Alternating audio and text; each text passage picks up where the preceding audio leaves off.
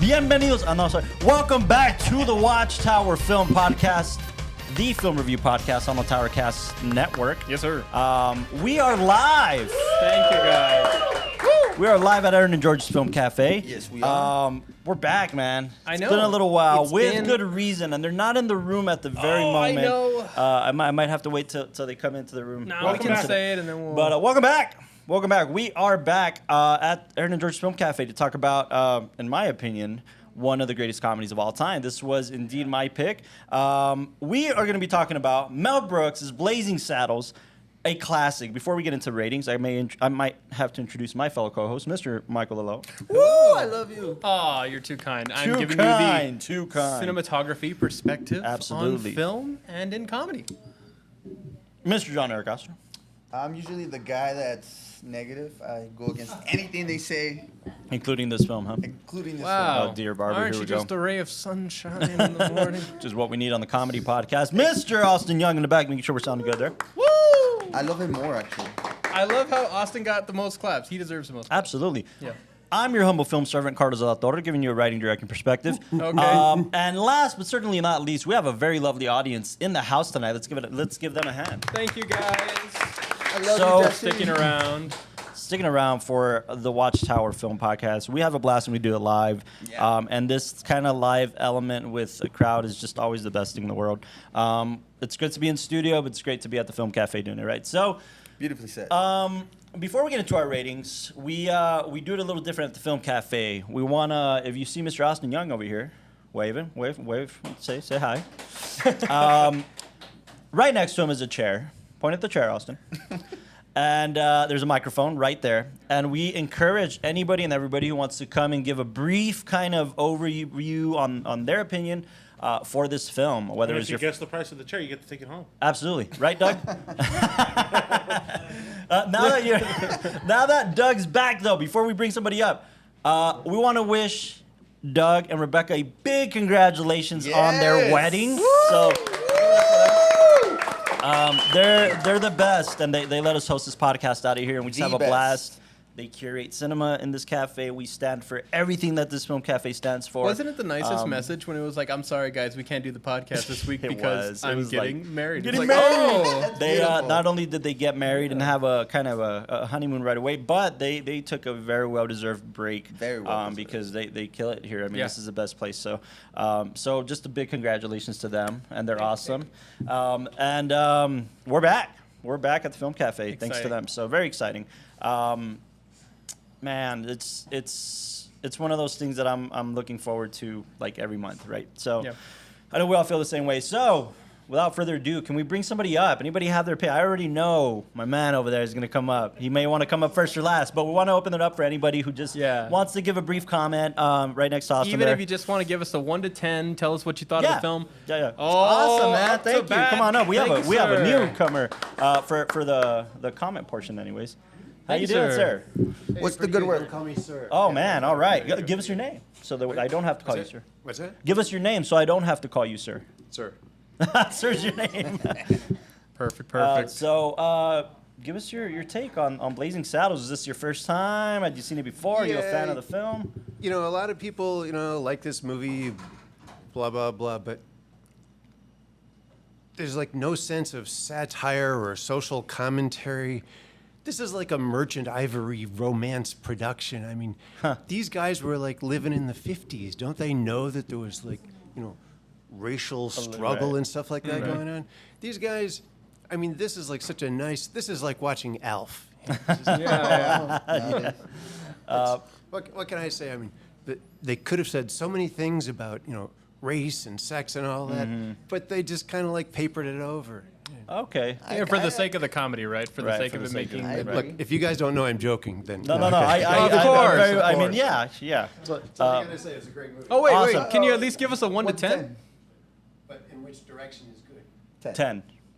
It's good. Uh, A 10? All wow, right. okay. 10 out of 10. We have our first 10 out of 10 of the night. Thanks, man. Appreciate it. Very, very much. Thank you so much. Anybody else want to give their take? Dan Oh, the man, man. I'm seeing nudges all over the room. Jesse Dan the wants to man. give a take. Yeah?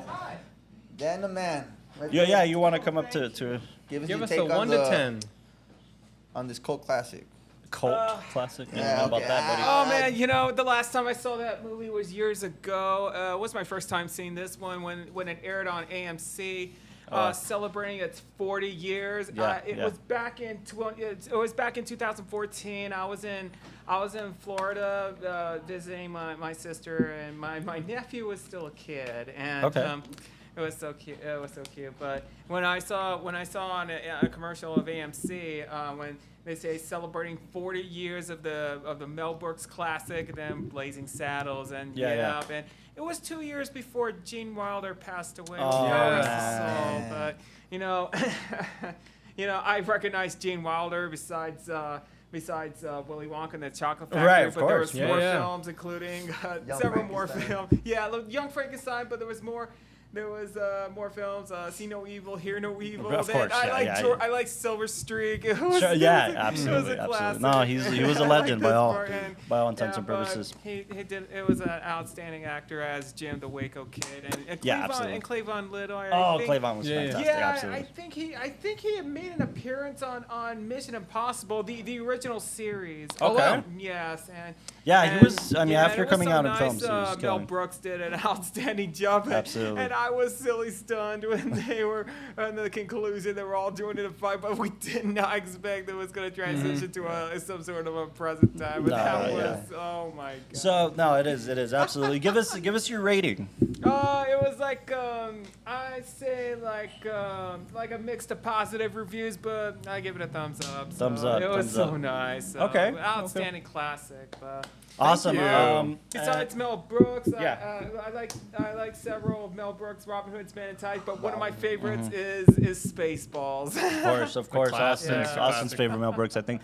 Awesome. Yeah, Well, so- a scale from 1 to 10, just to keep it consistent on our end. What would you give this film out of 1 to 10? 8. I'm Eight? gonna An give it 8. Fair. Okay, fair. that's a good rating. Awesome. Your Yeah. name? Yeah, Dan the Man, Tennessee.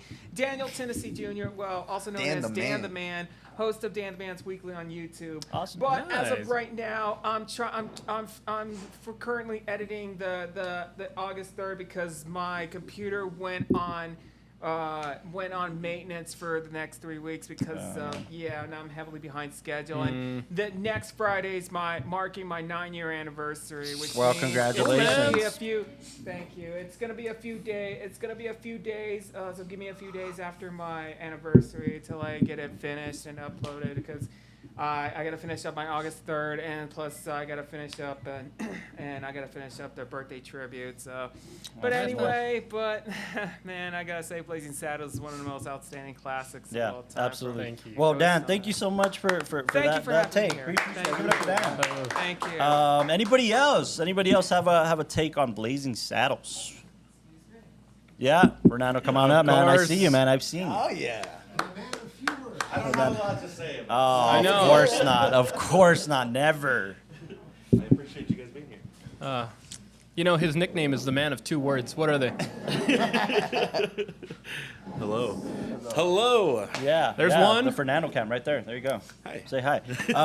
Blazing Saddles. Always a pleasure to have you on the show, man. So Well, thank you thank for you. coming out and for watching cinemas, right? So you already kind of gave a little bit on Instagram prior to the screening. Give us your take on this film. What is it? What's the deal? Yeah. I actually, I remember the very first time that I ever saw Blazing Saddles. I was at a friend's house in high school. The very first time I'd ever seen it, a friend of mine was like, "Oh, you got to see this movie." He was a big Mel Brooks fan in general, him and his family.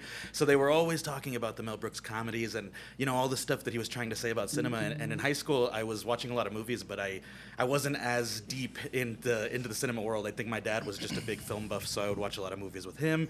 But I didn't know a lot of history, So this was one of the first times I remember in my life growing up that somebody taught me a little history about a film before I got to watch it. Yeah. And I was Okay. like, that is so cool. It's so much cooler to see that and have that context and be able to sort of understand what was coming of it. And so I remember the reason that they gave me so much context for Blazing Saddles was specifically because of one scene. So it actually had nothing to do with any of the racial context. It had nothing to do with any of the sort of tropes on the Westerns or even like buddy cop films that they were obviously hitting at. But it was specifically to do with all of the toilet humor. Because, that was one of the sort of big things that was present in this film that was not as present in comedies beforehand. Right. It was just that like sort of presence of like dirty, gross toilet humor. And my friend's mom was telling me how she had seen this movie for the very first time in theaters with her family. She was like, well, when I was a kid, my family were a bunch of degenerates too. So we went to see this movie, and we were laughing so hard, specifically at the scene when everybody's eating beans and they're just farting and belching. And they were laughing so hard, but she was talking to me about how people were walking out of the theater. People were leaving because they were so offended by this crass That's humor. what they were offended by? Yeah, right, exactly, right. And I thought that was hilarious. And I remember thinking about it years ago and being like, that's the part that they were That's the one they walked out on? Yeah. That's where we draw the line. Right, exactly. No farting. I'm not okay with it. Speaking of that, just to touch on that a little bit with the making of the film, Mel Brooks claims that this is the first recorded film that has flatulence in cinema. Yeah. Believe it or not. 1974 was the first time that flatulence farts were recorded in film. Think about it, right? That's pretty crazy. Considering how... That's a great breakthrough. Great breakthrough. Fun. That's Considering they thing. also let you sit with that for a minute or Yeah. 30 seconds of just. And you know why he did it? He says that the reason he did it was because he was so pissed off that Westerns had these cowboys eating beans and drinking coffee and thinking, why is nobody farting? Like, you eat beans, you drink coffee, you're gonna fart. So that's why he did it. That's exactly what did it. So I'm sorry, but anyways, that's no, the whole thing. but that's sort of what I was leading into, was just that that's such a that in itself feels like such a small piece of the film. Right. But when you think about it, when you look at that context in the history of films of cinema, that being the first instance of it, and for it to be in a Mel Brooks film that is just a ridiculous, postmodernist, almost like meta commentary on the world that it comes from, you know, as it sort of devolves into the studio stuff at the end, and you start to really break away from what the thing is. You dig deeper into what Mel Brooks was trying to say. This the commentary that he was trying to make on the Western, the golden age of Westerns at the time,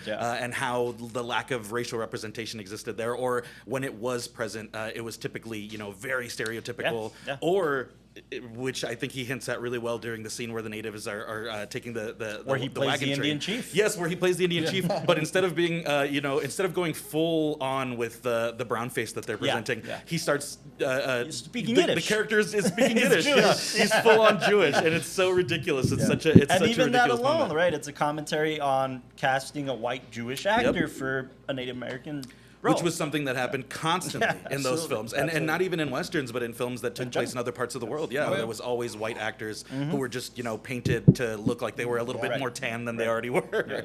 But so, all of these different elements that come in, they're things that you don't, I think if you don't know about them, especially if you're like a younger audience member coming into this film for the first time, and, you don't see all that. It goes right over your head. You just see like, oh gosh. The comedy aspect. Yeah, exactly. And I think because we live in a society where like a lot of this humor was normal back then, especially if you don't know the context of the history. I think when you come into it at the present age, you just think, oh, this is just what people thought was funny back then. Right. So I think the movie gets a lot of credit for that, a lot of credit for being clever, for being written in the classic Mel Brooks style, lots of wordplay, lots of ridiculousness, but still allowing itself to touch on all of these different topics and to do it well. Absolutely. No, Mel Brooks was absolutely a genius. And man, you touched on a lot that I want to go into, but your rating for now. This one, honestly, I always will give it a 10 out of 10. Really? It touches so close to my heart in what it talks about. It touches so many different moments of film history and trying to comment and critique on them. You've got incredible writers, Richard Pryor on the team as well. So it's just a solid film that's crafted in such a really clever way, and it doesn't pull any punches. It allows itself to go full on with what it was trying to say and to be like fully unafraid of that. Absolutely. Yeah, and I loved it. And I think the most clever part of it for me is the buddy cop trope. Typically where you see the white guy and the black guy partnered together, and that typical trope, the way it had happened in history before this, was the white guy hates the black guy and has to learn how to get along with him. They switched that. Instead, Gene Wilder is just sort of like a drunk who's fairly okay with what's happening. But I think if you want to look at it this way, and I think you can because of the scope, the meta scale of the film, I think the town is the racist white guy that has to get used to the black guy. And that's the actual buddy cop trope. There is the sheriff and the town themselves getting used to each other. Definitely. I mean, even the lady in the windowsill with the pie, right? Yes, of course. She's a direct example of that. So absolutely, the turning point. Well, 10 out of 10. Thank you so much. Thank you for having me. Thank you for being here. Yeah. Oh, thank you. Thank you. Appreciate it. Yeah. Fernando touched on a bunch of points that I want to get into. There's nothing to talk about now. Shit. There's no. Yeah, we're done. Thank you guys for tuning in. No. Blazing Saddles, man. Well, listen. We talk about Mel Brooks all the time in comedy, and if you haven't heard his name, the man is a writer, director, producer, did it all, actor. Who did quite a few classics at the very least. Things like History of the World, things like Spaceballs, The Producers, obviously Blazing Saddles, and many, many, many, many more. Young Frankenstein. Young Frankenstein, absolutely. Gene Wilder and yeah. Yeah, on old horror classics, right? So, and I mean, the man had a freaking acting arc on Curb Your Enthusiasm. So, like, as if he didn't do enough, the man just did everything, and he's still alive and he's still kicking. And we actually on this podcast, or on our other podcast, Towercast, we talked to Ed Stone and Rob Minkoff, who did Paws of Fury, which is an animated version of Blazing Saddles. And the closest we'll ever get to Mel Brooks. And the closest we'll ever get to Mel Brooks, apparently, because he's just old and doesn't want to be on anything anymore. Yeah, but no, yeah, I mean, just he was still executive producing this thing, and they tell us stories that he'd come in, he'd give his 2 cents and give him heart, and then head home, you know, and he's still kicking. So that's pretty inspiring, right? So. Blazing Saddles, gentlemen. I mean, we touched on it quite a bit. It is a social commentary on Hollywood and westerns and just cinema in general at the time that didn't have proper representation for minorities, right? But at the same time was afraid to talk about that. And when somebody would point it out, you wouldn't get hired in Hollywood. And Mel Brooks was like, we're going to use this weapon called comedy, and we're going to have some fun with it. And as Gene Wilder actually said, he said when they asked him later about the film, he said, what I think is hilarious and just the best thing about Blazing Saddles is it was punching racism in the face and making you laugh while it's doing it. Yeah. And that's what this film is doing it, essentially. So, gentlemen, ratings. Are we going to do the ratings that we've done for the rest of Comedy Month? Yeah, we are. This is a dead smack in our Comedy Month here at the WatchTower. And we typically give both, right? A contribution to cinema and your comedy rating. Comedy rating. Man, this is one of those close ones where I'd give it just one, but let's do with both ratings. So let's just start with Mr. Michael Lala over here. I mean, on a comedy front, like it was funny because it's your pick, and you were like, oh, I think I've seen this one like 2 or 3 times. Yeah. Like, I've seen this one easily like 10 times, maybe Really? 15 times. Yeah, and then like I know all the jokes and I know all the beats, and I just always thought it's hilarious. He was I mean, verbatim, almost quoting every single thing in the film. I love it. Like I love the visual comedy. I love all the like the puns, the entendres. Yeah, that's so great. Especially that moment when The tow booth. no, what's his name? The Headley. That he's looking into the Hetty. He looks into the camera and he's like, "What should I do? And why am I asking you?" Like, I love that. I love that. Breaking the fourth. Yeah. Also, a thing that Mel Brooks would do in many of his films, almost all of his films, was break the fourth wall. And it's so, I feel like every part of it on a comedy aspect is so well written. Yeah. It's gonna get a joke out, or it's gonna get a laugh out of everybody who watches it. It doesn't matter who you are. You know what was interesting about that is that it was getting laughs in different parts from different people. Yeah. It was kind of scattered, like some people were laughing at this, some people were laughing at that, and then collectively some of the bigger punches everybody was laughing at, but everybody was laughing at something very specific. Yeah, everybody's gonna get something out of it. So I mean, as a comedy, I just think like it's 10 out of 10 because you can't do comedy better. Like when you can get a movie that like really just and this is very much the Lao's type of humor. But I gotta ask, when was the first time you watched it? The first time I watched it. Were you little, or you would just watch it recently? No, I watched it in, I'd say, like, high school. Like, my dad's a big Mel Brooks fan, so I was already watching, like, Spaceballs and Men in Tights. Good old Jimmy has that type of humor as well. Good old Jimmy. Good old Jimmy. Yeah, but I was watching a bunch of, like, the Mel Brooks films, so I grew up on this stuff. I grew up on, like, Young Frankenstein and everything like that. So when I saw this was, somewhere in high school. But after I saw it, I thought it was funny, and I would keep coming back, and some of the jokes that I wouldn't get, like, at one point in time, like, I'd start to get later on.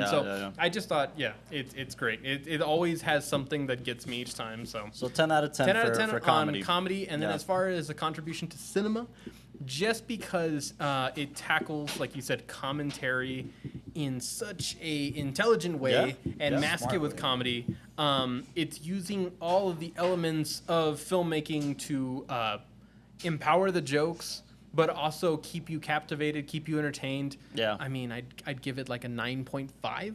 It's up there for me as far as like films, just because I do see that this one it knew what it was trying to be, but it also was able to utilize everything in such a skillful manner that not every film was able to do. So No, yeah. absolutely. Awesome. A 10 and a 9.5. 9.5, yeah.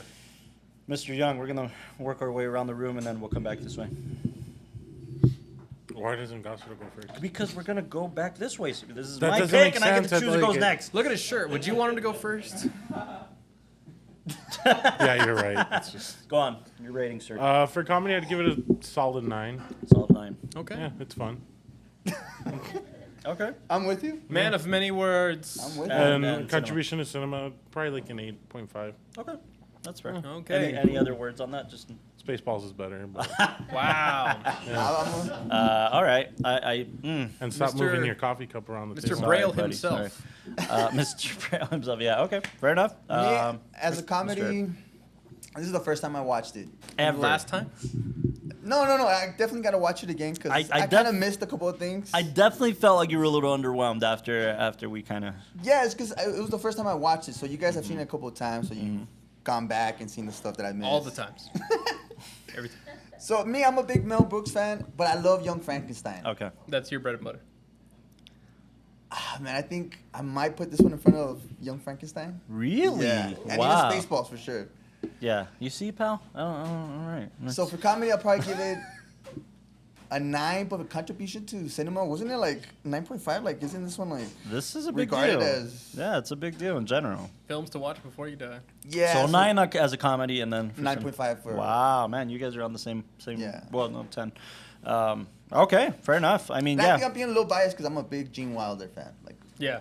yeah. Wow. Anything Like with him. I legit was expecting a lower rating from you, so that's great. That's Impressive. fantastic. Yeah. It's not as high because I just missed a couple of things. Oh, okay. No, it's fair. I mean, then there are some. I wouldn't call them dated as much as I'd call them like if you knew, for instance, the Hedy Lamarr thing.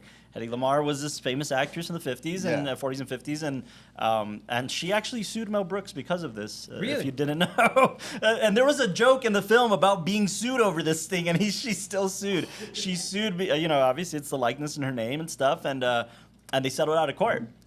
They settled out of court, but she did sue Mel Brooks just Oh, as God. he expected for this thing. But again, if you don't know who Hedy Lamarr is, it probably goes over your head a little bit, right? Yeah, so, yeah. So I get it, stuff like that for sure. Well, look, this was probably my third time screening it. I first watched it over the pandemic. That was the first time I wow. ever saw it. Yeah, I was on a big Mel Brooks kick, and I just. You never got into Mel Brooks before? Like, No, not really. I mean, I appreciated the comedy, but I think I got into Monty Python before I got into Mel Brooks. And it's very similar in the sense that Similar ending. Yeah, similar kind of tastes, right? But to a certain degree. But obviously, British comedy is a little drier and whatnot. Yeah. American comedy is just much more direct in a lot of ways. But I love Mel Brooks. I think he's fantastic. I think he's a genius. But I got into him pretty late. So You also said that you watched this one before watching like Spaceballs, Yeah, right? So I'd then seen this. Spaceballs went Yeah. super underwhelming for you. yeah, I didn't. I like Spaceballs, but I think it was that transition in like the pandemic where I was watching a lot of films. Like and, all of us. well, yeah, right. But I was watching I was trying to kind of go through my bucket list of great cinema as I've heard, great films that I'd never watched. So when I got to kind of this comedic beat, I was starting to let go of like loving Star Wars as much as I loved it, loving the MCU as much as I loved it. So Spaceballs was right in that vein. It was making fun of Star Wars, right? So it was Yeah. fun, it was great, but this was making fun of Hollywood. So this is what I'm getting at, right? So, but anyways, I bring all that up because despite the fact that I've only seen it a couple of times, it rates in my top 10 of all-time comedies. I mean, this film I Wow. think is a game changer for comedy. We spoke about. notice how he didn't say top 5, he said top 10. Yeah, top 10. I mean, it's- you know what? It might be top 5. It might very well be top 5, to be honest with you. I haven't quite defined. Wait, so what's number 1 then? Yeah, I got me curious. Wouldn't No, you I like have- to know? I haven't quite Well, yeah, we're defined towards the end of my comedy, comedy man. list. Yeah, you're right. I don't know. You don't even I'll have probably- Superbad in there, bro. I don't. Top 10. Top Top 10. 10. I'll have to think about that one. I'll give you guys an answer maybe by the end of the podcast. to You see have what- 30 seconds. Jeez, Yeah, no, dude. I don't know. I have to define Fuck my it. comedy list. Comedy, like I said, it's its own beast. Yeah, so he has a comedy list. Like, I have to define. I don't know that I have one. I haven't really thought about with movies, with films, right? Yeah. But yeah, no, I appreciated this thing right off the bat because a couple episodes ago or an episode ago we talked about Airplane, right? very similar in terms of parody and Slapstick comedy. yeah, right. So Yeah. With less commentary, but less with more, commentary, much more parody, much yeah, more yeah. intention to be. well-crafted jokes. Yeah. Yeah. That's what But- they would call parody. That's kind Airplane's of definitely parody because No, it's, but this one. No, this right? is more. Well, I guess so because it's It's hitting these parodying, Western tropes, yeah, right? the I mean, West- With satire. the Western, yeah. But yeah, That that's is that's the thing about this one. So again, I think just in terms of comedy, I'll give this one a 10 out of 10 for comedy for me. This when I saw this, it was one of those things that I was like, all right, let's get on the Mel Brooks list. And I loved it, and I was telling everybody about it. You guys gotta watch Blazing Saddles. And I think at the time, Bilal was the only one that had seen it, and then Austin watched it, but he'd already known about Spaceballs, so he brought me into that world. So it was one of those things that was just like people need to see this. 10 out of 10. What Yeah. did you get, Cable Guy? Don't worry about it. God dang. We didn't rate it as a comedy, right? What do you mean? It We is didn't a rate, comedy. but we didn't rate Cable Guy as a comedy. Oh, we We rated it as a So. We can grade it as a joke to cinema. Give him the chair. Flip the Ooh, table. this man. Flip the table on him. Yeah, but no, Blazing Saddles is one of those. It's one of the. You know what's iconic about it too is the poster. And when you're a kid growing up, you see this poster everywhere, right? You go yeah. to Blockbuster, you see Blazing Saddles, and you wonder what is this thing? And it looks like your typical 1950s Western, right? When you see Western the poster, epic, right? yeah. Western epic. And then you watch it and you're like, this is so much more. What's going on with the title? I've been trying Okay, to. so here's the funky part. Blazing Saddles. They gave. I'll touch on this. They gave 10 working titles while they were making this film. They didn't come up with a title until they were in post, until they were editing the film, and the reason for that was because I think at one point, legitimately, the film was called. What's the name of the main character of Bart. Bart? Black Bart. That was the name of the film for a long time. Black Bart. Yep, that would have. I mean, it would have, right? But legitimately, it's a little underwhelming. Mel Brooks was in the shower, and for some reason, the two words "Blazing Saddles" came to him while he was in the shower, and he got out of the shower and he asked his wife, like, "I like this title. What do you think?" And she's like, "Yeah, I like it," and that's why he named the film. There's nothing. Very underwhelming. There's nothing. Yeah, there's nothing Very else to that. But they did go through just a ton of titles to try to get something about this, and I think it's just. Have you used the same process on your films? Like, do you like sit in the Got shower out of and the then shower. like walk out on So the I gotta come up with the I title of this got film, it. honey. I'm gonna be in the shower for 2 hours. No, yeah, and then I come out and tell Sandra 10 titles. No, but it's yeah, it's a little. It doesn't matter, right? This film could have been named anything, and it No, still yeah, would I have was been. trying to think like Nah, there wasn't any symbolism Yeah. behind that, as far as I know. The, But the second working title was Goofy Cowboy Fun Time. And Was it really? No. oh, okay. I knew there was a bunch. I just didn't know that was that. But no, you know what the most interesting thing about the title is It's that a little wordy. yeah, a little bit, but Little heady. when they did my favorite sequence of the entire film, if you can imagine, is The ending. the ending, right? The Hollywood crash. But That threw me off guard. it threw everybody off guard when you like, first see it. whoa. That's the beauty of it, right? But I'll tell you guys a good story about Billy Wilder seeing that ending. The thing about the title is what you see in Grauman's Chinese Theater, right? You see the Chinese Theater and you see Blazing Saddles, right? This Yeah, meta yeah. moment. That was a use of special effects because we didn't have a title yet. Wow. So they masked So they- the signs. Put I think again at the time it was called Black Bart. And when there's a shot of Helena Mar next to a poster, and the poster says Black Bart. No. Yeah, the poster says I gotta Black go Bart. back to that. But the big establishing Chinese theater shot, it was special effects. It was just masking it to put, and then finally in post, For we added 71, Blazing yeah. Saddles, yeah, for 74. 74. 74. So those are kind of the little takes on the titles, but Nice. but yeah. The ending, right? I have to talk about the ending because that's The what Warner's probably Theater. put it at a high rating for me, right? We go to the Warner Brothers Yeah. lot, right? Which in cinematic history is legendary for quite a few things. Westerns, of course, being one of them. If you've ever had the pleasure of going to the Warner Brothers lot, you go to the town, you go to the back lot. I mean, it's so iconic that Tarantino shot Once Upon a Time in Hollywood there. I mean, the Western sequences were shot on this back lot. So it's fantastic, right? Not just for that, but for Django Unchained, bunch of stuff, right? So that smart thing to make this a meta thing and make it a movie within a movie, But you end up siding on one side or the other, right? You follow this thing, but it's a social commentary on Hollywood, so we're gonna let it be a movie within a movie, and then we're gonna go back into the story, and then the actors ultimately are gonna drive off in a nice car because they're famous actors in Hollywood, right? So it's I love that. It's so smart. It's so smart. So I think as a contribution to cinema, I'd put it up there at about a 9 for what it was attempting to do, right? It's hard for comedies to land that high in my list. You guys know this when it comes to a contribution to cinema because comedies were comedies and they moved the comedy needle forward, but maybe not cinema. This film did. This film did both. And if you think about it, people have been ripping Mel Brooks off forever. Yeah. Right? We see films today, they've been ripping him off forever. Not just him, by the way. As mentioned earlier, this film had 5 writers. Mel Brooks describes it as it was a room full of drunk men arguing about whose bits are going to be in the film. And then he said, I had the higher hand because I was the director. So I get to say, no, that doesn't go in the film. He's just like being petty, you know? But one of them was Richard Pryor. There's a lot of kind of weird controversy surrounding that because Richard Pryor obviously was at the height of his game in the 70s, and but was also getting a lot of negative attention, the drug use and controversial stand-up, of course. He was supposed to star. He was supposed to be the lead. He was supposed to be. man. He was supposed to be Bart. Imagine. I know. His comedy alone Him and would've- Gene together. Yeah, I mean, we've seen it. Yeah. But ultimately, they decided. This is the funniest story about it. He was supposed to be the lead. Everybody's like, maybe we'll just make him a writer because we love his comedy, but he's getting a lot of negative attention. struggling. That's the story they fed the public, as I understand it correctly. Gene Wilder has a different take on it. Gene Wilder says, no, this is what happened. We started production.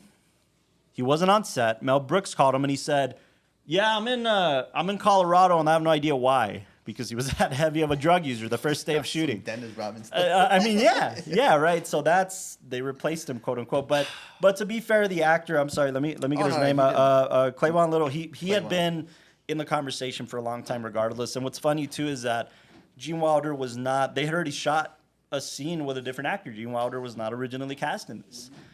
I forget the name of the actor. I'll get it for you guys right now. But this actor was an actual alcoholic. And the first day on set, when he was hanging, the first scene they shot was him hanging in jail with, the way Gene Wilder, Yeah, upside down. upside down. And then stuff started oozing from his mouth, and he was drunk, and they fired him on the spot. Mel Brooks calls Gene Wilder. He was on the other side of the country and flew Gene smart, in. And the next smart. day, he started shooting with Gene Wilder. So Did Gene Wilder write also? Or no, just he Richard didn't. No, just Pryor and 3 other writers, the but other guys. no, Gene Wilder. I'm sure they had a ton of improv. I mean, I Exactly, don't doubt it right. for a second, Yeah, but improv for sure. But yeah, this was kind of that weird little labor of love for Mel, man. He was just tossing this thing together, seeing what worked, and then he plays 2 pretty fun roles on this film. Yeah. He plays the governor, and this governor character is not only hilarious, but had a much bigger role. It that was ended up- Gig Young. It was what? Gig Young. That was the name of the actor, Yeah. Gig Young. Yeah, so I don't. I've seen him, yeah. I haven't seen a ton of his, but yeah, he was an alcoholic. Got fired from the film, but Mel Brooks was going around. He wanted to cast Johnny Carson for the role of Jim. Of Gene Wilder, right? Yeah, and Johnny Carson said no. So he went down to some heavy hitters, and then ultimately landed on the best guy who wanted to play this. In fact, he offered Gene Wilder a different role.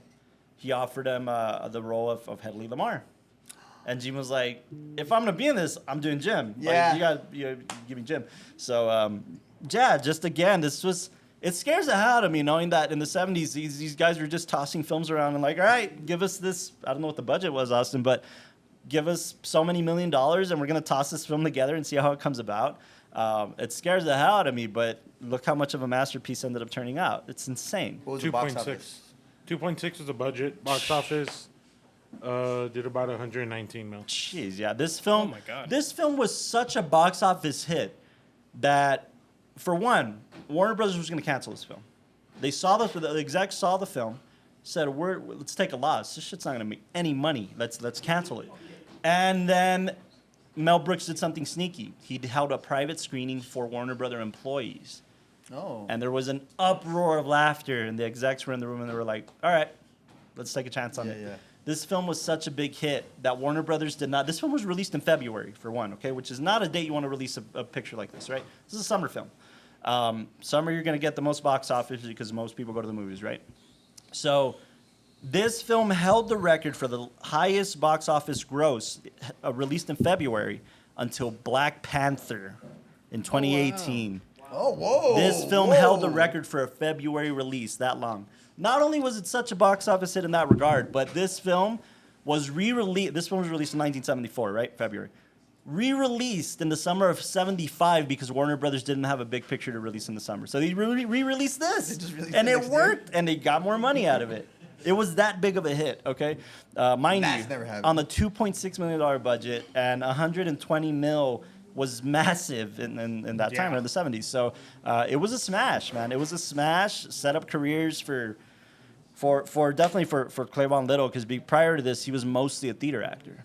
So much so that Gene Wilder would pull him aside and give him tips on how to act for the camera. How to act for the camera. Yeah. Very So different, yeah. again, set up just these kind of great moments, and definitely made Mel Brooks' career, right? This thing set him up for life, I think, in a lot of ways. And Mel Brooks got a great, fun phone call from the great Billy Wilder one day, and he said, "Hey, I want to have lunch." He screened the film. Let's have lunch.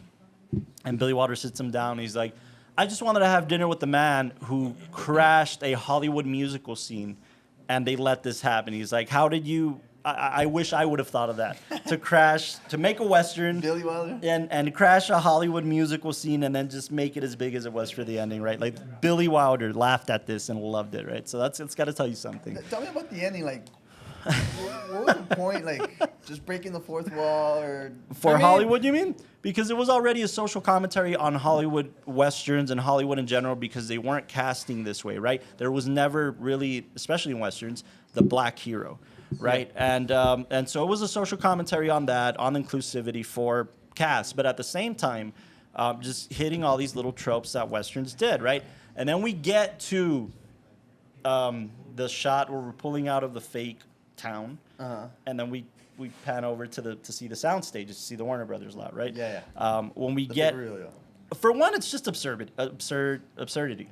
It's just an absurd comedy thing to do, right? Let's see how big we can make this moment. Which I love. But at the same time, the whole point of the film in general was to laugh at Hollywood and to make fun of them and to belittle them for what they were doing, right? So Also, wasn't it to kind of like poke fun at the fact that these were just like dime a dozen films, that they would just be shooting something in a soundstage over? Yeah. Oh, Like, wow, I like that. I mean, if you Yeah. think about it, Yeah. all these big fight moments that they would have in these westerns were all contained in a very small town. They could have gone anywhere in this big west, but they just stayed And they in their still little did that. small like This- villages and all that kind of stuff. So yeah, this film was shot in northern Los Angeles. I mean, they still did that. I mean, they still just shot in the desert in North Los Angeles. But the commissary film, right? The commissary scene. All the actors are eating in the same cafeteria. And one's dressed like Hitler, and one's dressed like an astronaut, and one's dressed like this. I mean, it's exactly that, right? This is Yeah, poking it's fun ridiculous. at like, oh yeah, it's just gonna stick all these people together and make a dime a dozen films that don't really say anything. Yeah. And even, for instance, the role of Jim, what was it, the nickname? For Jim? The Waco Kid. The Waco Kid was offered to John Wayne.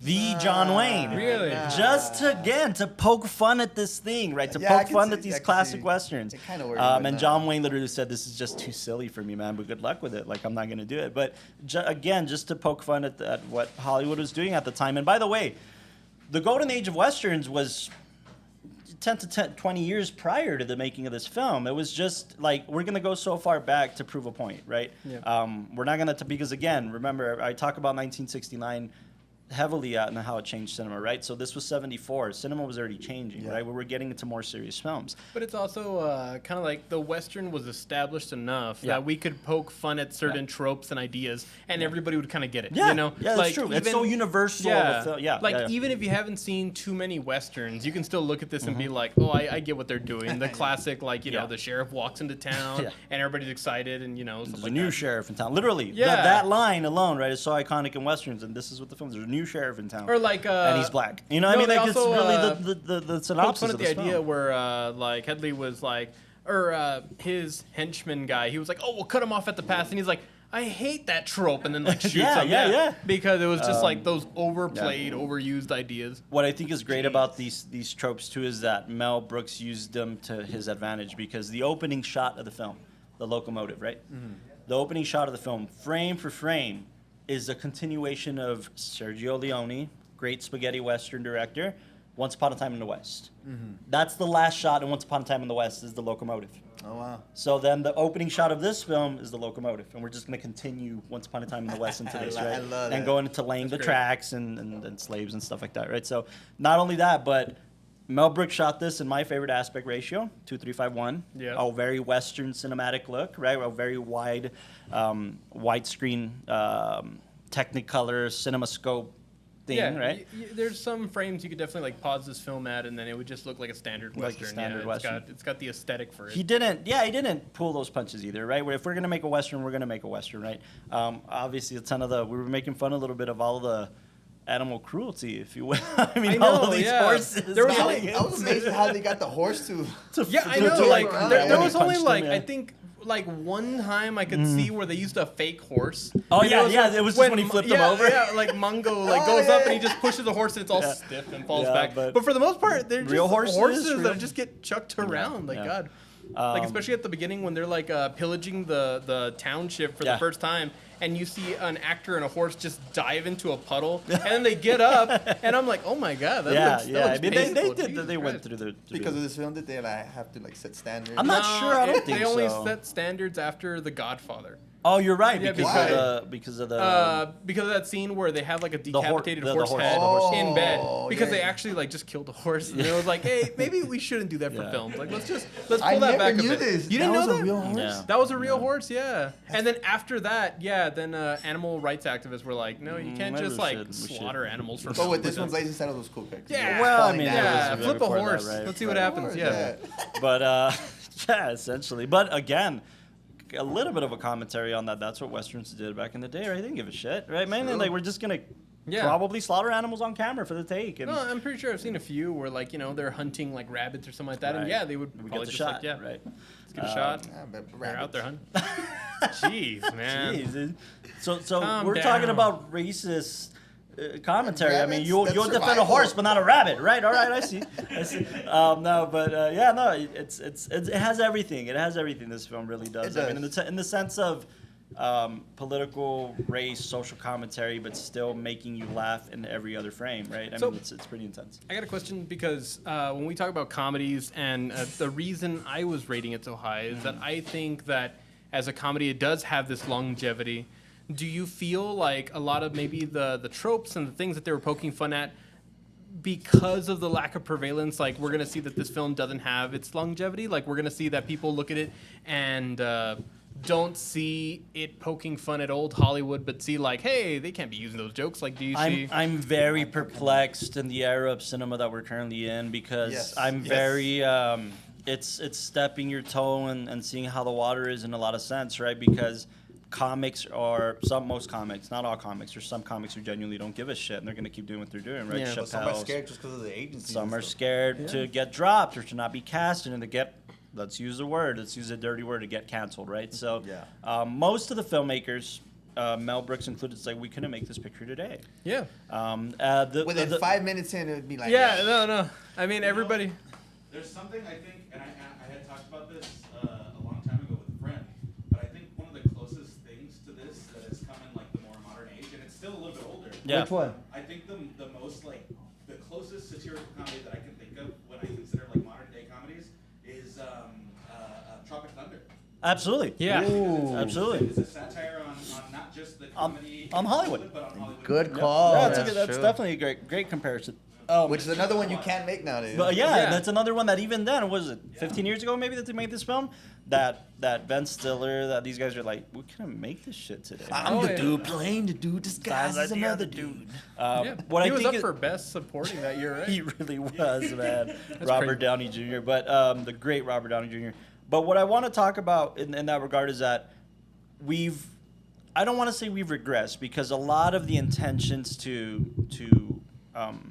point out these things in cinema and pop culture in general are valid, right? A lot of these things are very valid. So I don't want to say that we regress, but at the same time, we're gonna get to the 70s, make edgy films, and then be afraid in the 2020s to make jokes like this or to have social commentaries that are actually gonna punch. Because let's face it, if somebody were to make this film, it gets so lost in the ether because, I mean, most comics are gonna be edgy and it's just the new norm. Yeah. And that's kind of okay, but it only sits in comedy, right? If we release this film as this big film, the way this was released, it wouldn't survive in the theaters, right? No, you know, right. so that's why I say it's And, like, we're in a weird territory right now. Now, I mean, we've seen people like Jordan Peele, where he comes out with like horror, like Get Out, and But that's to been the make new social space for commentary on social space. commentary, especially like on race, and then with this new in one. that space. Oh man, what is it called? Us or,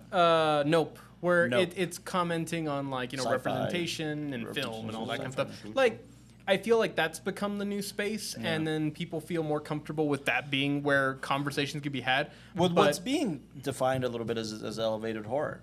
Yeah. Right, the elevated Yeah. horrorscape, which is a great way. It's a new creative way to push that medium forward. Don't get me wrong. But it's just that people are yeah. using that now, where I feel like something like this, you know, it was such a well done way to, Yeah. like you said earlier, like the racists almost have to laugh at themselves if Yeah. they wanted to at the time. Yeah, because, I mean, genuinely, it's an interesting place to be at right now, right? When it comes to films like this, we know a lot of people who, you know, when we talked to Doug Ellen, he would talk a lot about how I couldn't make Entourage and I couldn't make Ari Gold in this era. Oh, yeah. You know, and it's really the same thing. You know, like people are afraid to. Are we okay with that? Are we okay with Yeah. people branching out to either use comedy or use cinema in general to make some social commentary? If it's not this dramatic Oscar award-winning picture making a commentary on something, it usually gets made fun of or gets canceled before it could even get out. And I don't know how to feel about that. I'd almost argue that I think what people are scared of more than anything is that with jokes like this, it's like, who are you laughing at in that Right, sense? Because right. there's parts where you could say, okay, I'm laughing at the fact that it's poking fun at, like, you know, the racist characters and all that, or are you laughing because you yourself are having those negative intentions? That's where people don't want to play in that sphere. What I think is that's funny where it can be is- so subjective and Yeah. it can have a negative effect, and that's why nobody would Yeah. want to make this film today, because it has to border on that weird What line. I think is funny about that is Mel Brooks said the N-word is used about 13 times in this film. You counted? You count? That's one of the things I read. Oh, okay. Yeah, I didn't like keep track, but Yeah, I'll be one. frank. When I read the number, I was like, "That's it." Like I It thought did it feel was like a couple more but, present. you know. Yeah, so 13. 13's a lucky Yeah. number at that point, right? Feels punchy. It feels punchy. It feels punchy, but it was because it was used very cleverly. It wasn't Yeah. just thrown around the word for the sake of throwing around Yeah. the word. But the reason I bring it up is because Mel Brooks says he got letters. Obviously, people using, you know. But he says what I think is funny about these letters is that it was mostly white people being offended.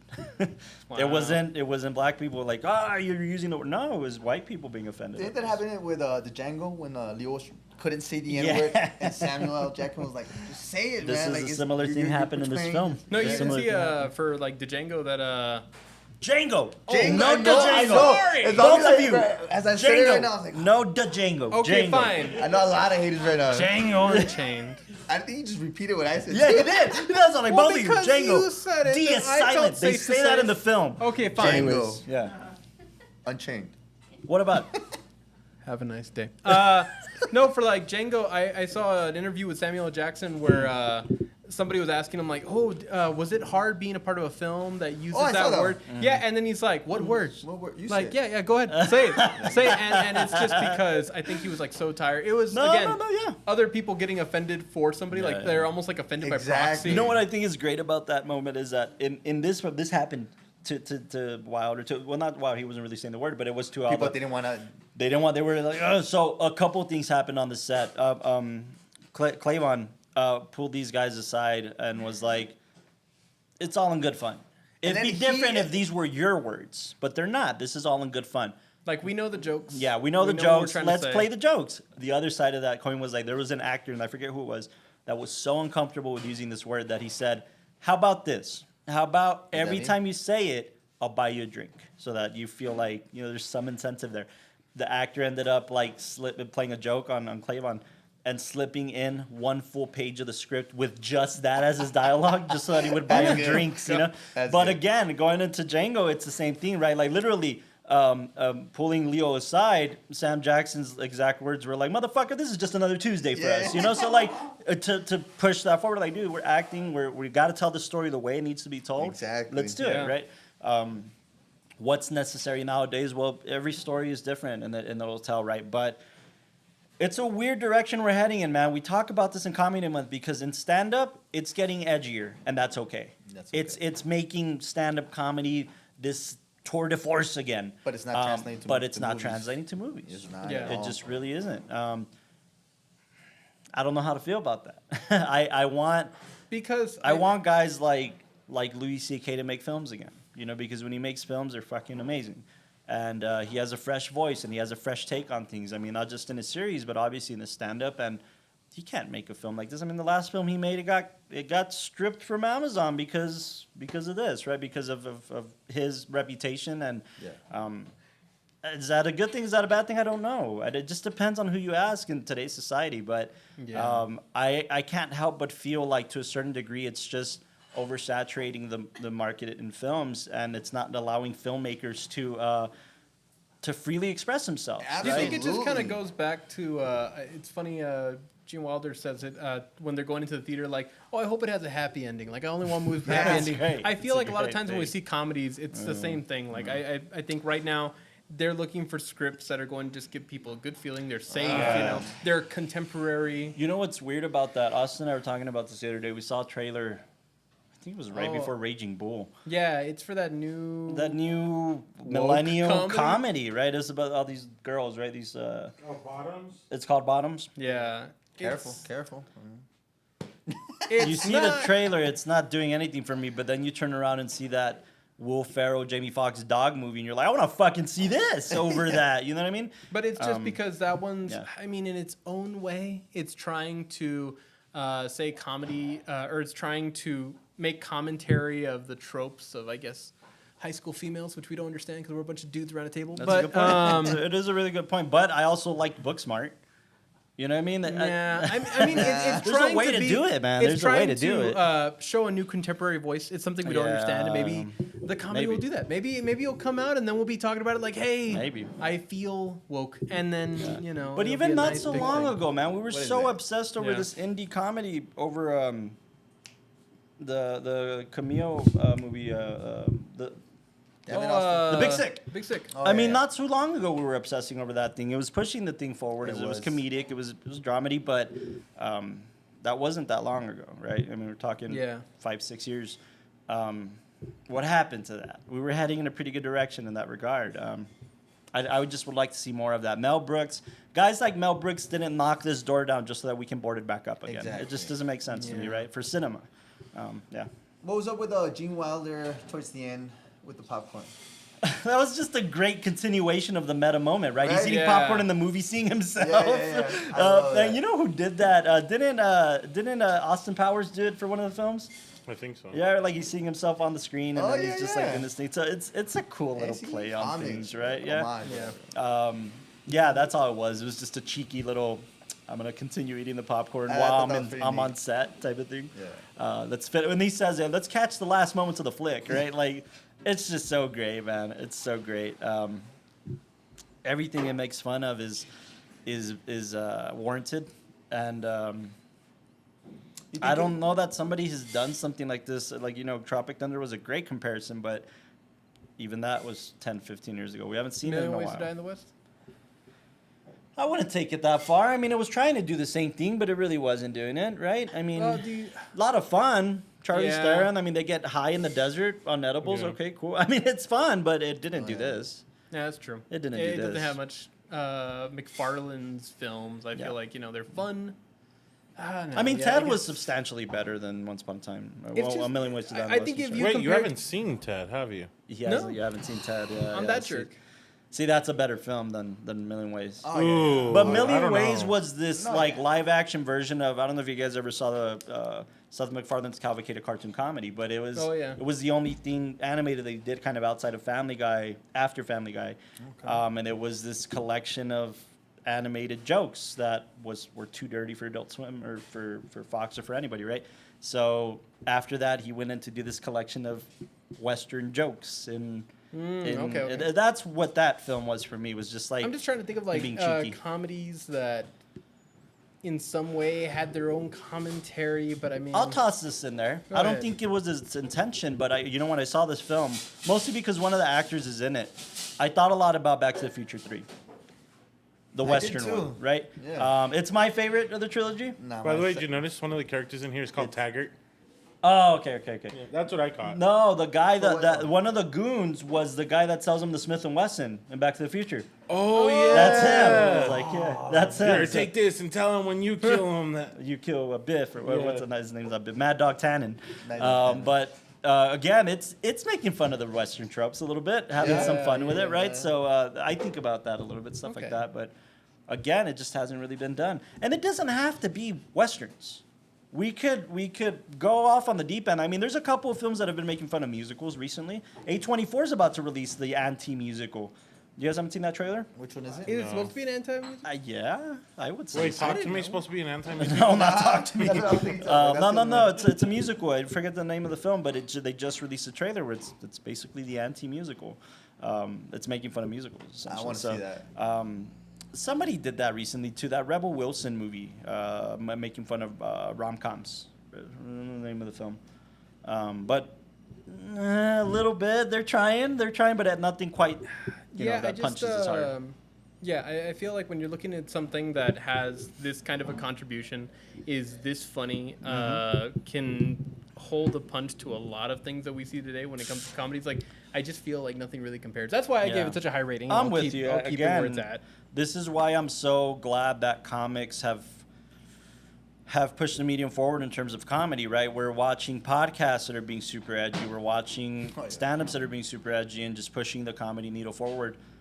Not so much in film, and I hope that changes. I really hope that changes. Maybe Jordan Peele needs to win another Oscar and then maybe come back to comedy so that we can push that forward a little bit. Did this film push like the whole language barrier, like, because they said the N word so many times? Like, No, oh, somebody we brought gotta- it up. I mean, it might have been Fernando. I don't remember who brought it up, but it was normal back then to a certain degree, right? I So mean, when was to the time where like, yo, you guys can't say the N word on Civil TV? Rights Act, right? 60s, right? 60, which is That's what 60s I'm and saying, 70s was this is where the conversation was getting Transition. started, right? Oh, okay. But this was 74. It was still kind of like, oh, it's just a naughty word, but it's Just a not naughty quite word. taboo, right? Yeah. I mean, it's So I was thinking like 74, like, damn, they were still yeah. allowing that. Again, 1969, man. It shifted that Narrative. cultural societal needle thing forward. But then again, Django did it too, so that's true. But I mean, everybody's gonna. We can have a whole hour conversation on whether Tarantino's just doing it to mess around with people, or he's And he actually. hates getting asked that. Yeah, of He course he hates gets getting getting asked that. because it's so much fun, Jen. But yeah. I mean, Tarantino's one of the guys who doesn't care, right, and is gonna do it anyways. We need more like that. So to do a gentle little bow on things.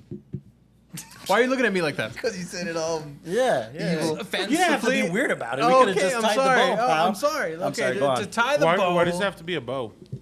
Yeah, dude. A bolo tie because it's a western. There you go. Now we're talking. Now How we're about cooking to gas, boys. shine our spurs? Shut up. Favorite joke and did your rating change? Also, like a quote joke. I just, for whatever reason, anytime I watch this film, I think about the KKK thing, right? And he's like, "Where are all the white women at?" It gets me Yeah, I was every gonna say time. that It's one. just great. Where the It's white just, women at? it's just a great moment. that's my I mean, favorite for me, too. the whole Hollywood sequence, that's my favorite bit. The Yeah. whole, because it's just like putting that final noun in that kind By of the way, sequence. this follows the pattern of like the dilatory favorite films involve a theater where you can see the projector That's a good shining in point. the background. That's a Yeah. very good point. Yeah. And it's the Chinese theater, nonetheless. Yeah. So this is just another Yeah. one of your. Also a beautiful theater, man. Go to the Chinese theater and Yeah. watch a movie. Yeah, It's forget a it. great place to do it. My rating didn't change. I'll Okay. leave it where it sits because it's aiming high and be it's going to be continued tough to go higher. talk about. Yeah, it'd be tough to go higher for something like this. But at the same time, it impacted cinema. It's another fun note is it even impacted home media. This was Warner Brothers' first ever home media release. I think it was tape. I think it was Yeah. VHS. And that Good old VHS was VHS. popular, man. My dad had it. Yeah? Yeah. I have it now. Really? Yeah, I do. I mean, this VHS was popular, and it was the first one ever that Warner Brothers ever released. So it even impacted home media. So yeah, it's up there for me, man. It's gonna stay there. What did I give it? I give it a 9 in contribution to cinema and a 10 in comedy. It stays there, absolutely. This is one of those, and not just on me, man. Like on all the lists, AFI's 100 years, 100 laughs. It's high up there. I think it's number 6 on that list. The 1,000 films you need to watch before you die. It's definitely on that list. It's for many people with good reason. This film will stand the test of time. Yeah. It does, for sure. Yeah. Castro. Me, besides that one, where the white men at? I like the one where the grandma brings them the cake. The pie? Oh, the pie? And just, hey, You don't have tell good- them- don't tell them that came. You have good taste to not let people know we spoke, of course, right? yeah. It's great. That's So, good. and yeah, and I guess my rating, Does it still sit? what was it? For comedy, I think I put it at 9? 9, and then for contribution, it was 9.5. Yeah, I think you were at that. I'll go from comedy to a 9.2 and stay at a 9.5 for comedy. Okay. Fair. Okay. Yeah. Mr. Young. Hi, buddy. Can you stop slamming your coffee? I'm mug sorry, on? man. It's just a fun cup to hold. I don't know what to Do tell you. I need Tell to, Doug like- for giving me such a fun Do cup. I need to give you like a shot call and every time you do it, Yeah, just I think shock you you? do. I'm sorry. Yeah. This coffee's just really good. No, I'm gonna don't pick it up apologize every- to me. Apologize to the people on the mic, please. The little tiny people. Cheers. Rude. Sorry. Go That's on. rude. Go on, That's buddy. very rude. This movie was very rude, so it's just in the spirit. I'm Whoa, sorry, where go the on. white women at is fun. Where all the white women at, man. Also like when Might be a scary movie. when Gene Wilder like or he's like, White chicks. so this is my hand. He's like, how is it? Steady. Steady's wrong. But I shoot with this Oh, that's hand. a great moment. That's such a good moment. Yeah, for sure. For sure. But I shoot with this hand.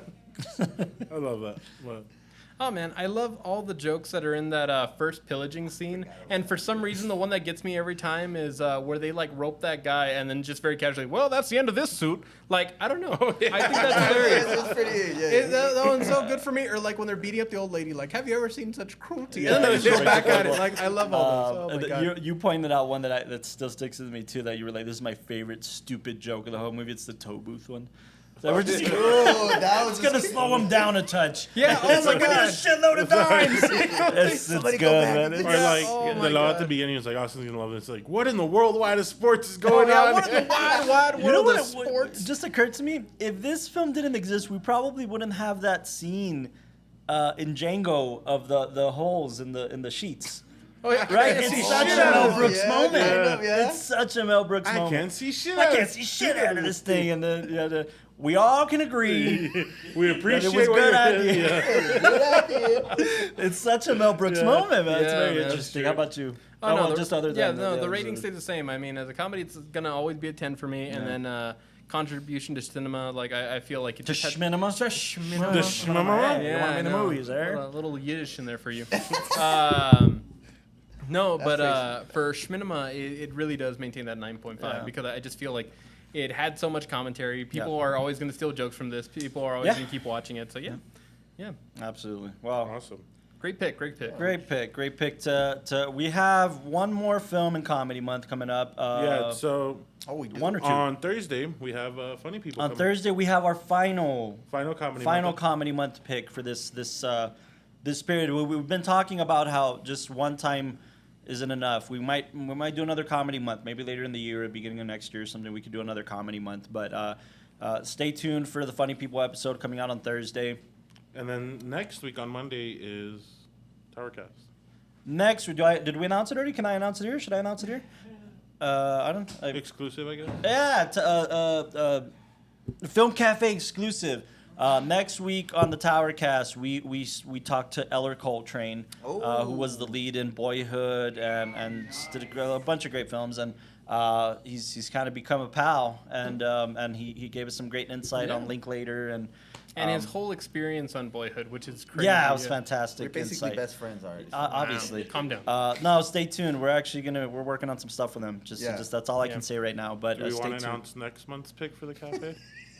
Next month's you want to announce next month's pick for the cafe? This is Yes. your pick, pal. Next, It's a reschedule. It's a reschedule, right? Yeah. Because we had to yeah, shift some I dates love when around. we have to apologize to ourselves. Right. Like, yeah. Anyway, next week Next Next month. month. and next month, I'm watching the Grand Budapest Hotel, Wes Anderson's epic. Your favorite. My favorite of Wes's. Definitely to this date. twisted my arm because I was gonna do I another will Wes bet pick, you were. but it definitely has to be talked about because I think it's one of his most popular ones, and I think there's a lot of merit to it. I mean, as an epic, it really showed his chops, and I think just storytelling in general, man. Like he just took it a step further for that film, and I think a lot of people started tuning into him after that one. Oh absolutely. yeah. Yeah. That's when I started hearing. Saoirse Ronan, man, and we just had the great, the older lead, the actor. What's the actor's name? He's from El Paso. Crying out loud! Am I blanking? Oh on this? dang! No, his name's not O'Dang. Yeah, His I name's thought it definitely was. not O'Dang. I'm sorry, I'm blanking on the name, but yeah, he just came for the Plaza Classic last year, for Amadeus. Or was it this year? That was last year. He did Amadeus. Anyways, James Olmos. no, not over James Olmos. It Ralph was Fiennes, Bill Murray, Tony Revolori, Not Tony Revolori. Jason Schwartzman. I'm going down the cast. The Man. like one of the top billing guys. How Edward Norton, Owen Wilson. No. For Budapest. I'm gonna Anyway, get this. No, I'm gonna get this. He's driving me Timestamp. nuts. There is F. somebody- Murray Abraham.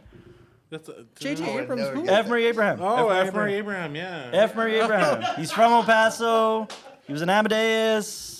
He's the lead in this Oh, fucking he was movie. here to last certain year degree. for Plaza. Oh yeah, thank you for tuning into the WatchTower Film Podcast. Wait, thank you one more time to everybody who did stay. Yeah, thank you Appreciate guys you for as sticking around. We always. appreciate you guys so much. Thank you to Doug. Thank you to Doug and Snoop Rebecca. Doggy Thank you Dogg guys here. for. We'll be As back always. in the month of September. It'll be the second. We have to talk to Doug about We'll talk to Doug about scheduling, but yeah, Yes. we'll be back next month and on a Friday. So come out for the Grand Budapest Hotel. It's gonna be a lot of fun. Yes. Great picture. Thank you. And guys. go watch Blazing Saddles if you haven't. Thank you guys so much for tuning in on our live episode at Aaron and George's Film Cafe on the WatchTower Film Podcast. Hard to say. It was a little bit. Just like Little while Shinomo. woman at- Good night, everybody. Thanks so much. Love you guys.